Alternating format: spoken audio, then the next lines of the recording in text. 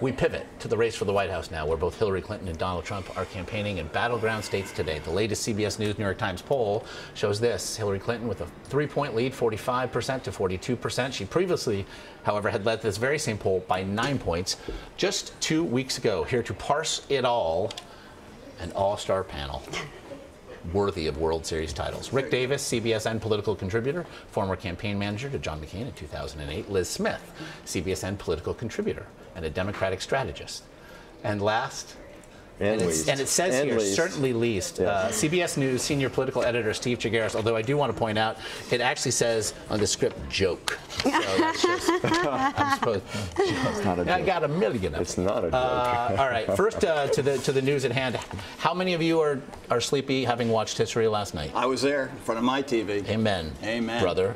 History in the making. And yourself? Okay, no baseball fan, but that's fine. Some of us didn't have any patience for the rain delay. This man turned the game off as it went to extra innings, so I just want you to take his expertise with however many grains of salt that would suggest. But I'll start with you, Steve. Really? Those numbers that we just saw, a race tightening, 9 points down to 3, everything, when you start looking battleground state to battleground state, it's the margin of error, and everywhere it would appear they are inside of it. How troubling for the Clinton campaign at this point?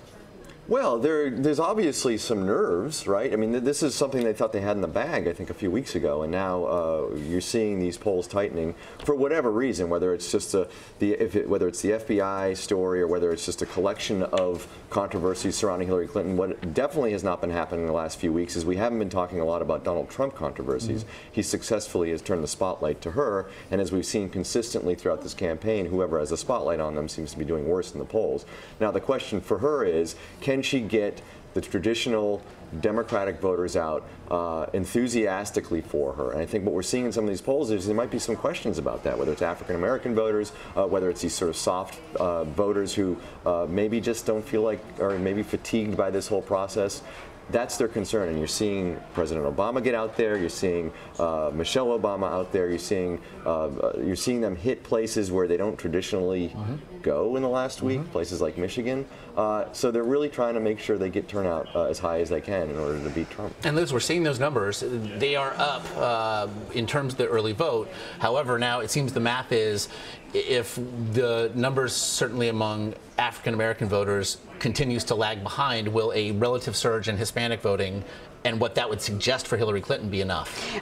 Well, there are two things. The surge in Hispanic voting and Latino voters is very important for her. She's running better with Latino voters than Barack Obama was in 2012. It's projected right now that there are going to be, I think, 300,000 more Latino voters turning out for her. Also important is the big advantage that she has relative to Barack Obama in 2012 with college-educated white voters. And that's something we haven't been talking about a lot recently. We've been talking about sort of the depression in the Democratic base with black voters, and it remains to be seen. Look, Michelle Obama, Barack Obama are hitting the trail hard and trying to make the case for black voters that they need Hillary Clinton to build on his legacy and build on everything that they've accomplished over the last 8 years. So. And regarding the polling, look, the polls are all over the place, but we have seen in some of the polls that they've stabilized, and she's kind of stopped the bleeding. We saw that in the ABC poll that came out today, that her numbers have kind of rebounded. And so maybe we've kind of seen her hit rock bottom, and it might not go much lower. So she has a chance to rebound, and if the race stays stable, she's in a really good place to win. They're back to early October levels, and still close, although obviously momentum, if you believe in Uncle Mo, is with the Trump campaign. But that's the thing, is they said Mitt Romney had the same momentum at the end of 2012 when he was running hard in Minnesota and Wisconsin. He lost those states handily. He thought he was going to win Pennsylvania. So some of this is a little bit media generated. Kick Mitt Romney one more time. And so they shall. Interestingly, Rick, we see the relitigation to a degree of this email controversy, and we finally are getting some numbers that suggest not just where people stand, but how many minds may have changed. 82% of Democrats say their support unchanged. 81% of Republicans say their support for Donald Trump is unchanged despite the recent spate of allegations of sexual misconduct regarding that candidate. If these are the surprises to come, respectively, for these two candidates, what does it suggest to you about wiggle room that remains for either? Yeah, very little on the board to fight over. Independent voters and undecided voters really dislike both these candidates, right? They go into this with much higher negatives with independent voters than they do with their own party. One of the reasons why they're only 60% negative is because their own party says they like them. Independent voters by over 70% dislike both these guys. So it's the lesser of two evils. This is the only choice they have. No such thing as momentum in this campaign. Neither one of these candidates have connected with a single audience other than their base since the beginning of this campaign to this day. Right now, it's all about getting that base to the polls. This is a turnout game. Probably always has been, right? Their ability to motivate people to be for them has not been proven one single time in any poll I've ever seen. So what it is, a ground game, an air game, trying to get people to the polls. The early voting matters.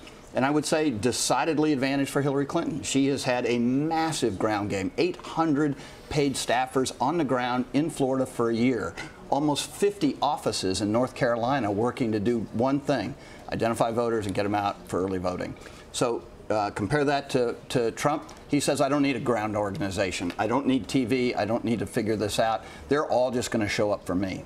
You know, I still think campaigns matter, and in this case, that's probably a decided advantage for Hillary. And look at the messages that they've been giving the last couple of weeks, right? So for Hillary Clinton, it's imagine Donald Trump as president. That's what she's saying to her supporters. Those are the kinds of ads you're seeing during the World Series. You saw ads from Hillary Clinton and Donald Trump making that argument for Hillary Clinton. It's what we expect to hear from Bernie Sanders on the stump with her today in North Carolina. And President Obama's been saying that on the stump, and then you have Donald Trump saying, look at her and all her controversies. Do you want 4 years of this? Do you want investigations? Should she even be qualified to run for president? That's his argument. So in order to whip up their voters, they're making these arguments that really solely are pointing out the negatives of the other person. So Liz, let's talk about North Carolina then, because if it's accepted that Donald Trump needs Florida, Hillary Clinton likely needs it as well. Pennsylvania lags right there if they're one. Well, I mean, if she wins Florida, game over. Game over. Game over. So if things start to break, though, for Donald Trump, as things stand right now, then North Carolina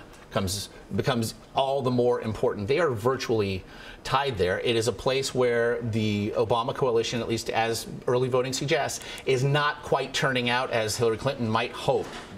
They're both going to be there today. Yeah.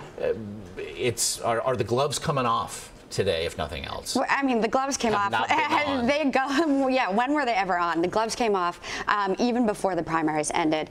But North Carolina is interesting because it's seen a lot of demographic changes. Since 2012, the Latino population there has doubled, and that's a huge advantage for Hillary Clinton. Another thing there is, you know, the research triangle. You have a lot of more educated, college-educated women who are going to turn out for Hillary Clinton. You also have a very interesting in-state dynamic there that you don't have in other states, and that is HB2. You know, the governor's the bathroom law, if that's how you want to describe it. And that is that. In 5 seconds. Okay, the bathroom law. Okay, and that they have Google. It's right. Okay. Yeah. And what we've seen is that is really driving out left-leaning Democrats in record numbers in terms of early voting, and has created an interesting dynamic in this state where we actually have a triple-up effect rather than just a trickle-down effect. And so it kind of makes it different from the other states, and that's why I think that she's got a really, really good shot at North Carolina, which was the first or second closest state in 2012. So then, Rick, if things will converge today to a degree in North Carolina, for both candidates, there have been some interesting choices, though, of late. We've seen Donald Trump in some historically blue states, albeit states he at least probably believes he has to turn. But there he was in a straight dead red district yesterday in Florida. And he mocked his own advisors in his speech, saying, they didn't want me here, but I'm here anyway. Meanwhile, Hillary Clinton's in Arizona, a state you know very well, a state that it would appear is all but done. If it may have been in play at some point, perhaps, it seems far less so now. What you ran a campaign. I mean, what are these choices saying to you? Part of what you have that's happening now is that the planning is outrunning the strategy, right? So you got to have a schedule, and the schedule tends to drive a lot of this part of the campaign, where you only have 5 days left, and you can't like turn around an entire. So they commit to this Arizona trip. So they commit to Arizona. Like, look, before 2 weeks the ago, letter, yeah. They dumped every surrogate in the country into there. Their polling was tied. The early voting was decidedly Democratic, which was quite unusual.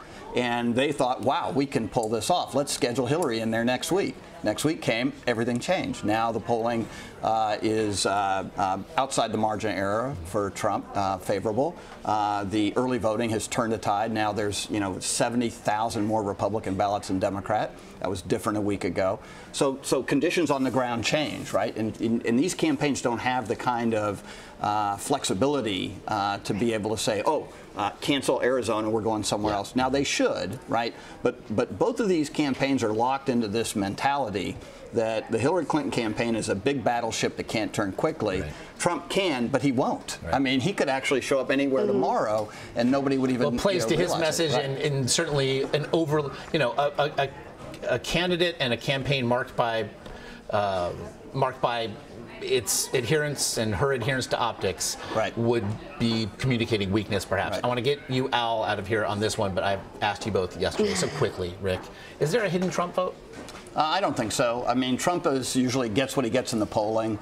We always talk about these hidden votes. We had a lot of discussion about that in 2008. Wow, is America really going to vote for their first black president? And it did. And there was absolutely no difference between the polling that Barack Obama got and the outcome of the election. So I think a lot of that is just sort of October discussion. These campaigns have really alienated virtually every voter in America. And so it is a bit of a surprising outcome potentially, because you just don't have a normal set of conditions going into Election Day.